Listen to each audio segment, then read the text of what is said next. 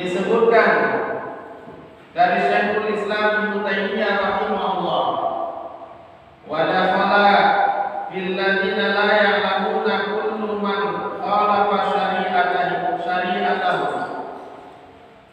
dan masuk ke dalam firman Allah orang-orang yang tidak mengetahui, semua orang yang menyelisih syariatnya. Allah Subhanahu wa Ta'ala menyelisih syariat Allah, mau bagaimanapun pintarnya di kalangan manusia maupun bagaimanapun gelar titelnya, selama yang dia lakukan menyelisih syariatnya Allah Subhanahu wa Ta'ala, dia tetap dikatakan sebagai orang-orang yang tidak berilmu, orang-orang yang bodoh.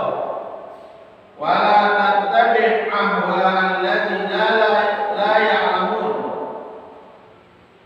Dan jangan ikuti wahai Muhammad hawa nafsunya orang yang tidak berilmu, yang menyelisih syariat yang terbawa.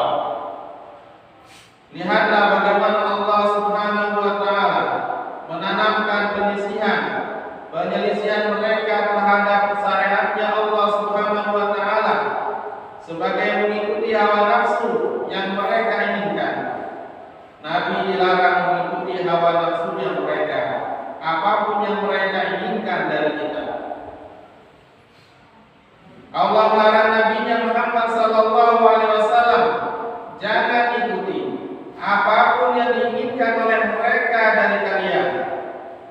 Oleh karena itu kata Syekhul Islam Ibnu Taimiyah rahimahullah, oleh karena itu yafrahul kafiru bi muwafaqatil muslimina fi ba'di umurihim.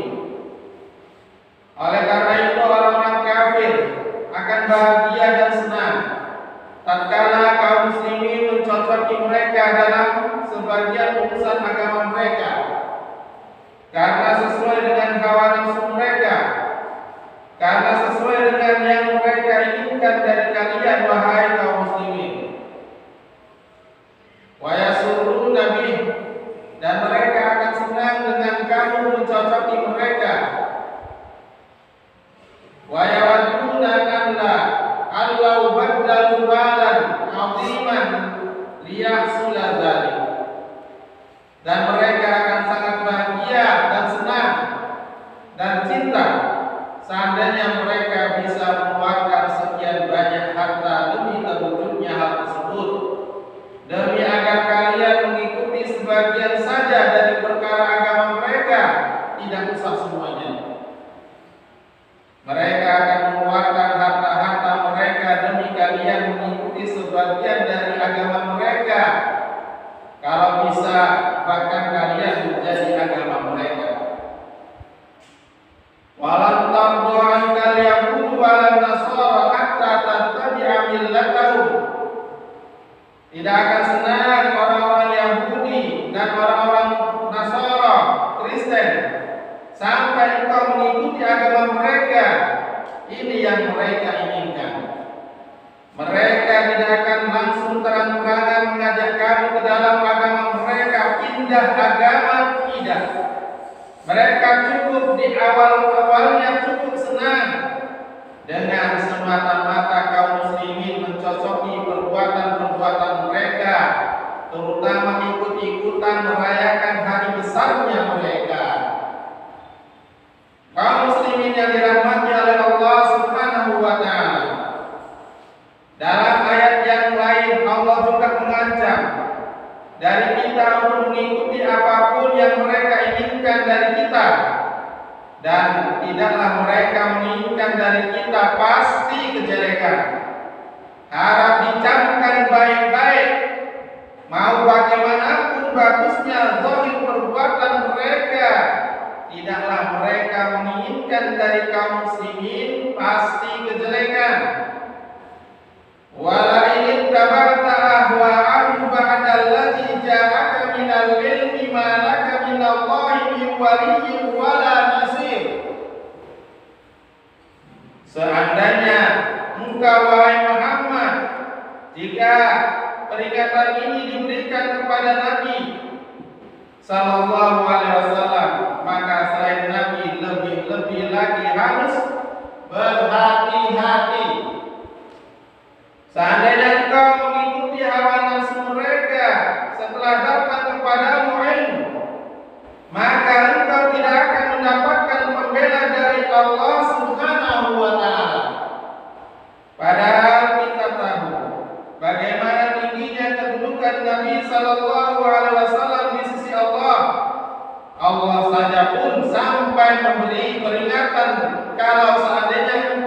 mengikuti apapun yang mereka inginkan darimu, niscaya engkau tidak akan memiliki pembela dari Allah Subhanahu wa Ta'ala. Apalagi yang seperti kita, yang jelas tidak ada apa-apanya kedudukannya dibandingkan kedudukan Nabi Sallallahu Alaihi Wasallam.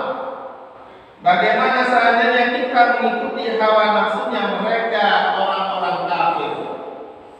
Kaum muslimin yang dirahmati oleh Allah Subhanahu wa Ta'ala. Dan di dalam ayat yang lain Allah mengingatkan lagi, tidak henti-hentinya mewanti-wanti kita untuk tidak menjadi seperti mereka. Kata Allah Subhanahu wa Ta'ala, alam ya'ni lil ladzina amanu an takhsha'a qulubuhum li dzikrillah wa ma nazzala minal haqq wa la yakunu kal ladzina utul kitab min qablu faqala 'alaihimul amad faqasat qulubuhum wa katsirun minhum fasiqun. Apakah belum datang waktunya bagi orang-orang yang beriman untuk hati mereka itu tunduk, untuk mau berzikir kepada Allah Subhanahu wa Ta'ala dan mengikuti al-haq yang Allah turunkan, dan janganlah mereka menjadi seperti orang-orang yang telah diberikan kepada mereka kitab sebelum kalian, al-Yahud wan Nasara, orang-orang Yahudi dan Nasara. Jangan kalian seperti mereka. Wala yakunu kalladzina utul kitaba min qablu fatala 'alaihimul amad. Kemudian masa menjadi panjang bagi mereka, sampai akhirnya hati mereka pun menjadi keras dengan sebab penyelisihan mereka kepada Allah. Allah ingatkan, jangan kalian menjadi seperti mereka, ikut-ikutan merayakan yang sama sekali bukan termasuk bagian dari Islam. Kaum muslimin yang dirahmati oleh Allah Subhanahu wa Ta'ala, ini beberapa ayat dari Allah Subhanahu wa Ta'ala. Nabi Sallallahu Alaihi Wasallam pun juga sama, tidak bosan-bosannya mewanti-wanti kita dan memerintahkan kita untuk menyelisih al-Yahud wan Nasara, menyelisih orang-orang kafir. Dalam hadis Ibnu Umar radhiyallahu anhuma yang diriwayatkan oleh Al-Imam Abu Dawud rahimahullah, kata Nabi Sallallahu Alaihi Wasallam, man tashabbaha biqaumin fahuwa minhum. Barang siapa yang menyerupai suatu kaum, maka dia termasuk bagian dari mereka. Kalau yang diikuti, yang ditiru adalah orang-orang kafir, maka apa jadilah nasibnya? Berkata Syekh Islam Ibnu Taimiyah rahimahullah, wa hadzal haditsu aqallu ahwalihi yaqtadi at-tahrim at-tashabbuh bihi. Hadis ini minimalnya mengandung faedah keharaman menyerupai mereka, orang-orang kafir. Wa in kana zahiruhu yaqtadi kufru tashabbihi bihim. Meskipun zahirnya mengandung faedah kafirnya orang-orang yang menyerupai mereka, minimalnya haram, bisa jadi sampai tingkatan kafir. Na'udzu billahi min dzalik. Tanpa sadar, kita yang telah memupuk keislaman kita mungkin dari kecil, sejak lahir, kemudian harus keluar dari Islam dengan sebuah perbuatan menyerupai orang-orang kafir. Na'udzu billahi min dzalik. Dalam hadis Abu Hurairah radhiyallahu anhu yang diriwayatkan oleh Imam Ahmad, kata Nabi Sallallahu Alaihi Wasallam, wayyiru syaiba wala tasabbahu bil yahud wala bin nasara. Rubahlah ubat-ubat kalian dan janganlah kalian menyerupai orang-orang Yahudi dan juga orang-orang Nasara. Orang-orang Nasara dan orang-orang Yahudi diperintahkan kita untuk menyelisih mereka. Perhatikan kaum muslimin yang dirahmati oleh Allah dalam hadis ini. Hadis ini adalah di antara dalil yang paling menunjukkan perintah untuk kita menyelisih orang-orang kafir, padahal putihnya rambut sama sekali bukan dari perbuatan mereka. Allah Subhanahu wa Ta'ala yang menjadikan rambut kita putih bukan dengan usaha kita. Itu pun saja membiarkannya seperti itu dilarang oleh Nabi Sallallahu Alaihi Wasallam karena menyerupai yang dilakukan oleh orang-orang Yahudi dan orang-orang Nasrani dengan membiarkan uban tersebut dan tidak merubahnya, padahal itu sama sekali bukan perbuatan mereka memutihkan rambut mereka putih begitu saja. Namun membiarkannya itu pun dilarang oleh Nabi Sallallahu Alaihi Wasallam tanpa merubahnya, khawatir sama terjadi keserupaan dengan orang-orang Ahlul Kitab sampai seperti itu. Nabi Sallallahu Alaihi Wasallam mengingatkan umat ini dari bahaya penyelisihan atau bahayanya menyelisih dan mengikuti orang-orang kafir. Banyak dalam hadis-hadis yang lain dan contoh-contohnya memelihara jenggot dan mencukur kumis juga sama asalnya, sama alasannya menyelisih dalam rangka menyelisih orang-orang kafir.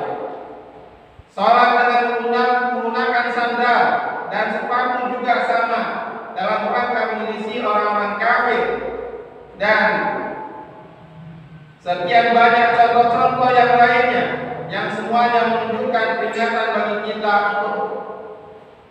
untuk menyamai dan mengikuti serta mencontohi apa yang dilakukan oleh orang-orang kafir, meskipun secara zahir kita tidak ada niatan sama sekali di dalam hati kita untuk mencontoh mereka, tetap dilarang.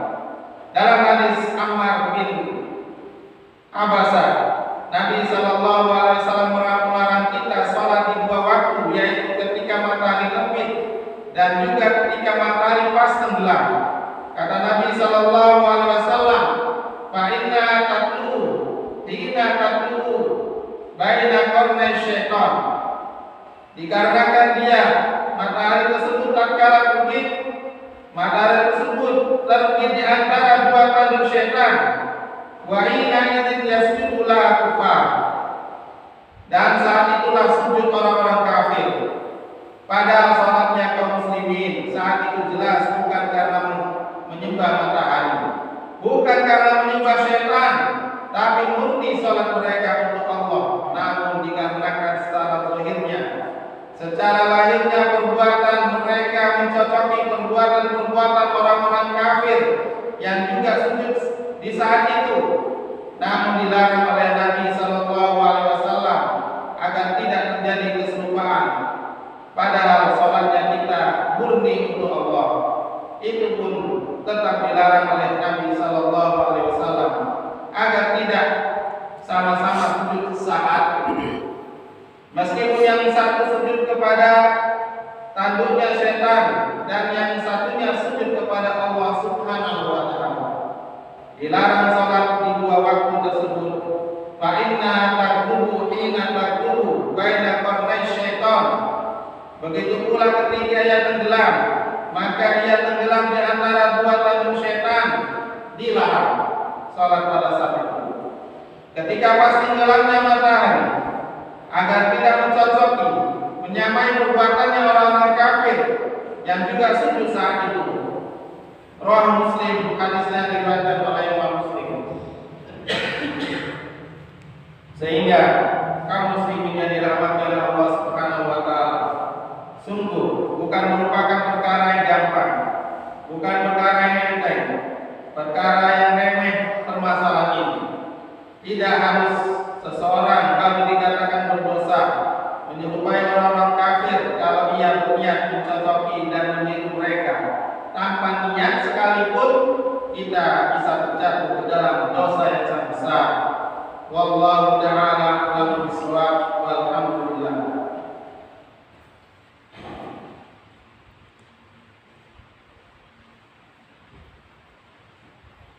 Alhamdulillah wassalatu wassalamu ala Rasulillah wa ala alihi wa sahbihi wa mawala. Kaum muslimin yang dirahmati oleh Allah Subhanahu wa taala. Dalam hadis Anas bin Malik radhiyallahu anhu, beliau bercerita, "Kana al-yahudu idza qalat imra'atun fihim lam yu'aqiluha wa lam yujami'unha fil buyut."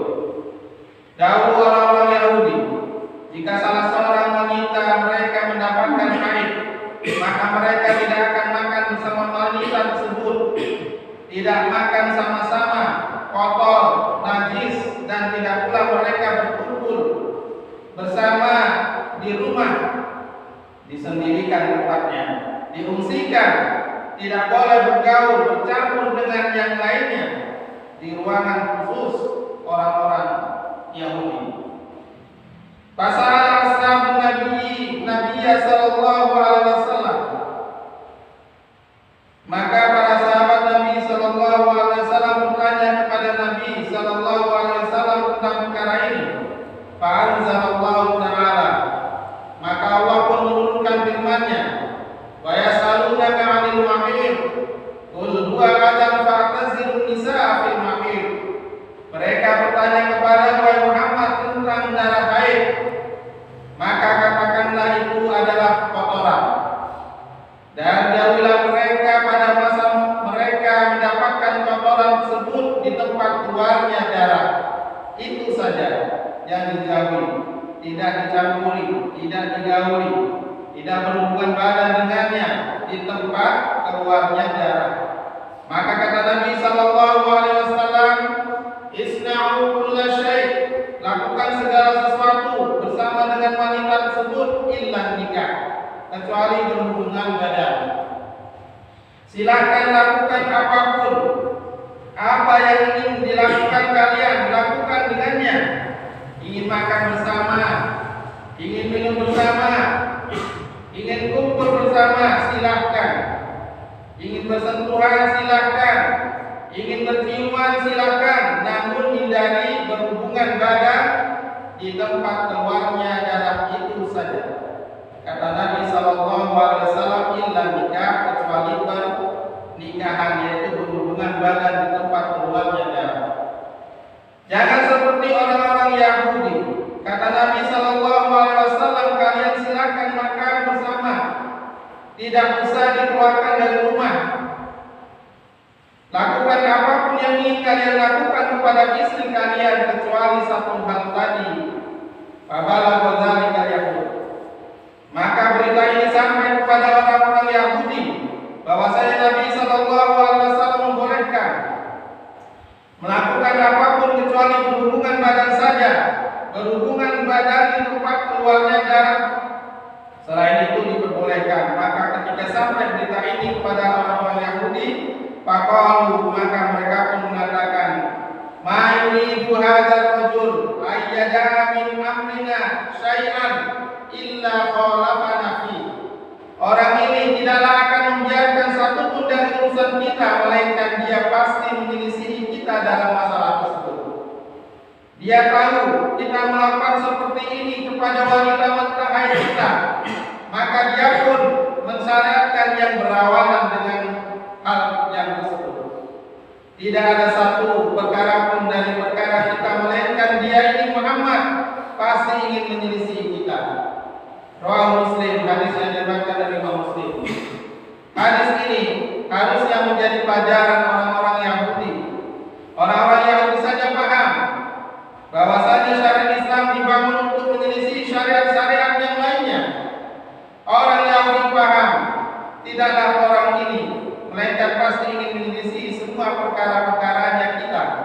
Dan ini bukan kali pertama mereka mendapatkannya dari Nabi sallallahu alaihi wasallam. Mereka tahu persis kebiasaannya Nabi sallallahu alaihi wasallam adalah menyelisih orang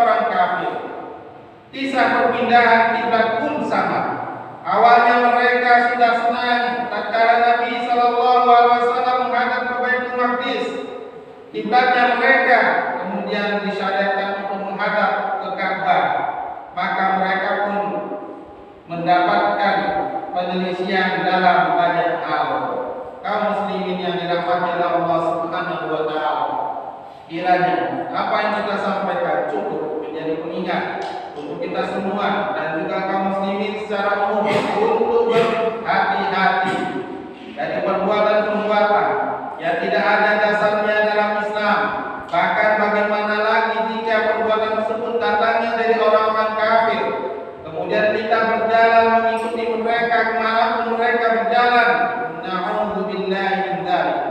Kita memohon kepada Allah Subhanahu wa taala, ya Allah, berikanlah taufikmu kepada kaum muslimin agar mereka benar-benar mengikuti syariatnya Muhammad sallallahu alaihi wasallam dan